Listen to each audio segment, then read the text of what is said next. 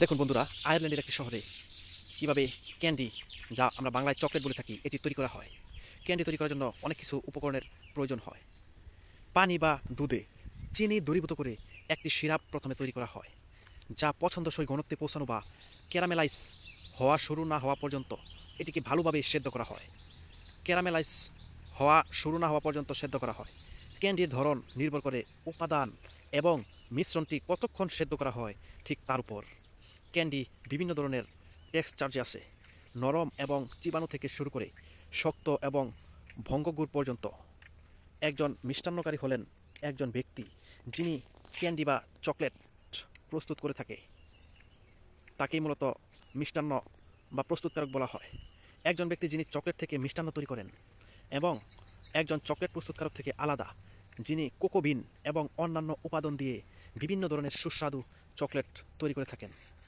দেখুন কিভাবে চকলেট তৈরি করছে। ওয়াও! কটন ক্যান্ডি হলো এক ধরনের স্পুন চিনি, যা প্রায়শই একটি কটন ক্যান্ডি মেশিন ব্যবহার করে প্রস্তুত করা হয়।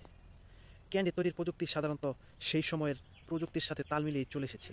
উদাহরণস্বরূপ, যখন টেক্সটাইল এবং ইঞ্জিনিয়ারিং কারখানায় বাষ্পীয় শক্তি সাধারণ হয়ে ওঠে, তখন ক্যান্ডি কারখানাগুলোতে বাষ্পীয় শক্তি ব্যবহার করা হয়। টিউডর আমলে ব্রিটেনে চিনি আমদানির কারণে ক্যান্ডি তৈরি এবং ব্যবহার বৃদ্ধি পায়। পূর্বে ক্যান্ডি হাতে তৈরি করা হতো। মাঝে মাঝে বাড়িতে ছোট স্থানীয় ব্যবসায় বিশেষজ্ঞদের দ্বারা বর্ধিত যান্ত্রিকরণের ফলে দম কমে যায় এবং উৎপাদন বৃদ্ধি পায়। ক্যান্ডি প্রস্তুতকারকের জন্য একটি ক্যান্ডি ট্রেডমার্ক করা হয়েছে। তা দেখানোর একটি উপায় ছিল ক্যান্ডির উপর একটি ছবি বা আদক্ষর স্ট্যাম্প করা। 19 শতকের শেষের দিকে এবং বিশেষ করে বিংশ শতাব্দীর গোড়ার দিকে শিল্পজাত ক্যান্ডি তৈরি করা হয়। পুরুষতান্ত্রিক ব্যাপার ছিল এবং বাড়িতে ক্যান্ডি তৈরি ছিল একটি নারীবাদী ব্যাপার। ক্যান্ডিকে মিষ্টি এবং সুস্বাদু বলে মনে করা হতো, তাই বাড়িতে এটি তৈরি করা হতো। বন্ধুদের কাছে বিতরণ করা এবং সম্ভবত স্থানীয় এলাকায় অল্প পরিমাণে বিক্রি করা সেই সময়ের মহিলাদের জন্য পশ্চিমা লিঙ্গ ভূমিকার সাথে সঙ্গতিপূর্ণ ছিল। বেশিরভাগ মহিলা ক্যান্ডি তৈরি করে তাদের সংসার এবং জীবনযাপন পালন করত। সিদ্ধ চিনি এবং গলানো চকলেটের ব্যবহারের কারণে ক্যান্ডি তৈরি করা বিপজ্জনক হতে পারে। ফুটন্ত চিনি প্রায়শই 150 ডিগ্রি সেলসিয়াস এর বেশি তাপমাত্রা থাকে। অধিকাংশ রান্না করা খাবারের চেয়েও অনেক বেশি গরম, এবং চিনি ত্বকে লেগে গেলে যার ফলে ত্বকের সংস্পর্শে পুরা হতে পারে। শ্রমিক সুরক্ষা কর্মসূচিগুলির মধ্যে শ্রমিকদের গরম খাবার বা গরম সরঞ্জামের মধ্যে এটি একটি ঝুঁকিপূর্ণ। কিছু উপাদান চোখ এবং ফুসফুসে জ্বালাপোড়াও করতে পারে। উদাহরণস্বরূপ, যদি গুঁড়ো উপাদানগুলি দুর্ঘটনা ঘটে তাহলে এটি খুবই ঝুঁকিপূর্ণ, তাই কর্মীদের সবসময় সুরক্ষার মধ্যে থাকতে হয়।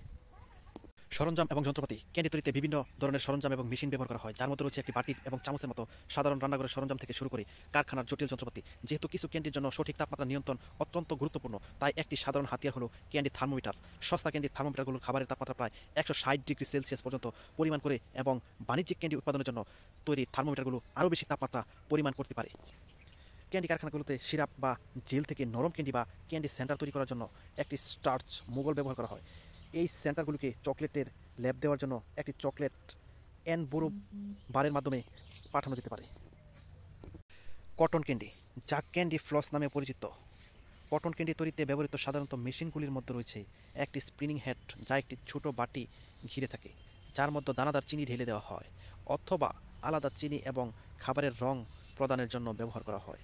হেডের প্রান্তের কাছে হিটারগুলো চিনি গলে যায়, যা কেন্দ্রতিক বল দ্বারা ছোট ছোট ক্যান্ডির আকার ধারণ করে। দেখুন বন্ধুরা, খুব সহজে কত সুন্দর ক্যান্ডি তৈরি হয়ে গেল। ক্যান্ডিগুলো তৈরির পর এটিকে সুন্দরভাবে এক সাইজে পিস পিস করে কাটা হচ্ছে। দেখুন, কাটার পর এগুলোকে খুব সুন্দরভাবে প্যাকেটে করে বাজারজাত করা হবে। ধন্যবাদ সবাইকে।